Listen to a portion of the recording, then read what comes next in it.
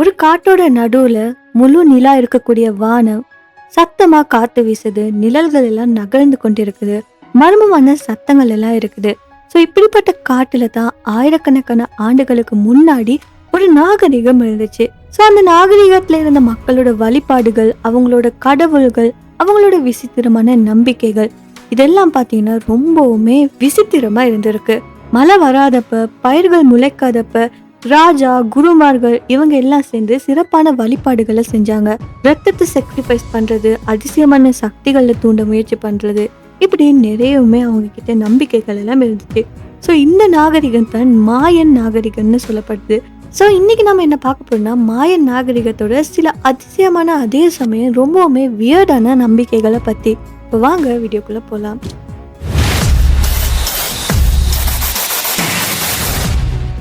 முதல்ல இந்த மாயர்கள் யாருன்னு சொல்லி பார்க்கலாம். மாயர்கள் மத்திய அமெரிக்கா பகுதியை சேர்ந்த ஒரு முன்னேற்றமான நாகரிகத்தோட மக்கள். ஸோ அவங்க விண்ணியல், கேலண்டர் கணக்குகள், பிரமிட் கோபுரங்கள் இதெல்லாம் கட்டிடத்துல திறமை பெற்றவங்களா இருந்தாங்க. இவங்களோட அறிவை விட அவங்களோட நம்பிக்கைகள் தான் ரொம்பவுமே விசித்திரமா இருந்திருக்கு. அது மட்டும் இல்லாம அதிர்ச்சி தர விதமாகவும் இருந்திருக்கு. இவங்க நம்பினது என்னன்னா, வாழ்க்கை, மரணம், மலை, சூரியன் இது எல்லாமே கடவுள்களுக்கு கட்டுப்படும்னு சொல்லி. ஸோ மாயர்கள் பார்த்தீங்கன்னா அவங்களோட உலகத்தை 3 நிலைகளாக பிரிச்சிருந்தாங்க. முதலாவது பூமி, நம்மளை போல சாதாரண மனிதர்கள் வாழக்கூடிய ஒரு இடம். அதுக்கப்புறமா வானம், கடவுள்கள் வாழக்கூடிய ஒரு உயரமான இடம். அதுக்கப்புறமா பழைய உலகம் இல்லைன்னா கீழ்மண் உலகம்னு சொல்லி ஒன்று இருக்கு.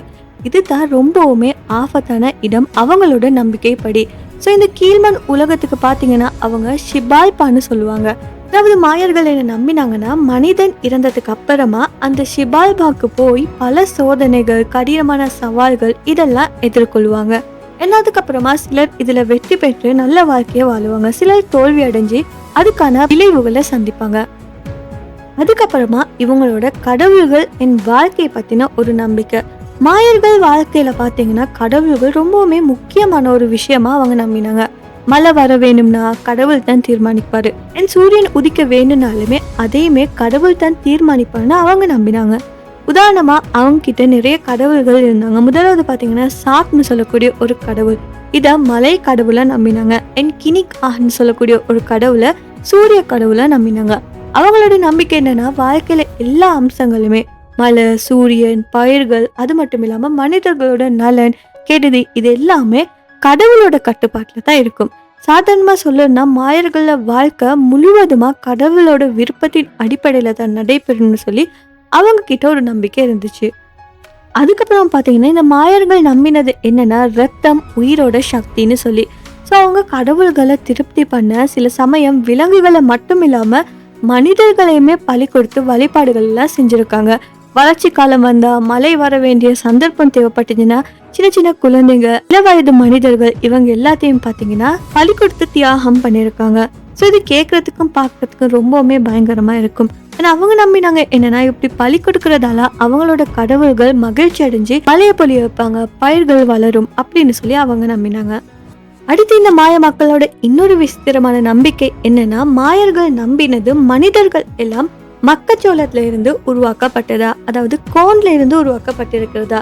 ஸோ இந்த கதையை அவங்களோட புனித நூல்லையுமே குறிப்பிட்டிருக்காங்க. அந்த புத்தகத்தோட பேர் என்னன்னா பொப்பல் வூன்னு சொல்லப்படுது. ஸோ இதனாலேயே மாயர்களுக்கு இந்த மக்கச்சோளம்னு சொல்லக்கூடியது ஒரு சின்ன உணவா இருக்காது, அது புனிதமான ஒரு சின்னமாகவும் இருந்திருக்கு. ஏன்னா அவங்களோட வாழ்க்கையிலையும் சரி, வழிபாட்டுகள்லையுமே சடங்குகள்லையுமே இந்த மக்கச்சோளத்தை ரொம்பவுமே மதிச்சிருக்காங்க. அதுக்கப்புறமா மாயர்கள் நம்பினது என்னன்னா, மாய ராஜாக்கள் எல்லாம் சாதாரண மனிதர்கள் கிடையாது. அவங்க நம்பினது இந்த ராஜாக்கள் எல்லாம் கடவுள்களால தேர்ந்தெடுக்கப்பட்டவங்கன்னு சொல்லி. ஸோ ராஜா மனிதர்களுக்கும் கடவுள்களுக்கும் இடையில இருக்கக்கூடிய ஒரு பாலம்னு அவங்க நம்பினாங்க. அவங்க சில வழிபாடு கடமைகள் எல்லாம் அவங்களுக்காக செஞ்சாங்க. சில சமயம் அவங்களோட ரத்தத்தையுமே தியாகம் பண்ணியிருக்காங்க. ஸோ இதனாலே மாயர்கள் நம்பினது என்னன்னா, ராஜாக்காக வழிபாடுகள் செஞ்சா கடவுள் மகிழ்ச்சி அடைவாரு, என் மக்கள் ரொம்பவுமே நலமா வாழ முடியும், மழை பரவும், பயிர்கள் எல்லாம் வளரும்னு சொல்லி நம்பினாங்க. அதுக்கப்புறமா மாயர்கள் நம்பின இன்னொரு விஷயம் என்னன்னா, இறப்புன்னு சொல்லக்கூடியது ஒருத்தரோட வாழ்க்கைக்கான முடிவு இல்லைன்னு சொல்லி. அவங்க நம்பினது வாழ்க்கை ஒரு சுழற்சி போல இருக்குன்னு சொல்லி. மனிதர்கள் இறந்ததுக்கு அப்புறமாவுமே அவங்களோட ஆவி பார்த்தீங்கன்னா கீழ்மண்ணு சொல்லக்கூடிய ஒரு உலகமான ஷிபால்பான்னு சொல்லக்கூடிய இடத்துக்கு பயணம் போகும். ஸோ அங்கே பல சோதனைகள், கடினமான சவால்கள் இதெல்லாம் இருக்கும் என அதை அவங்க எதிர்கொள்வாங்க.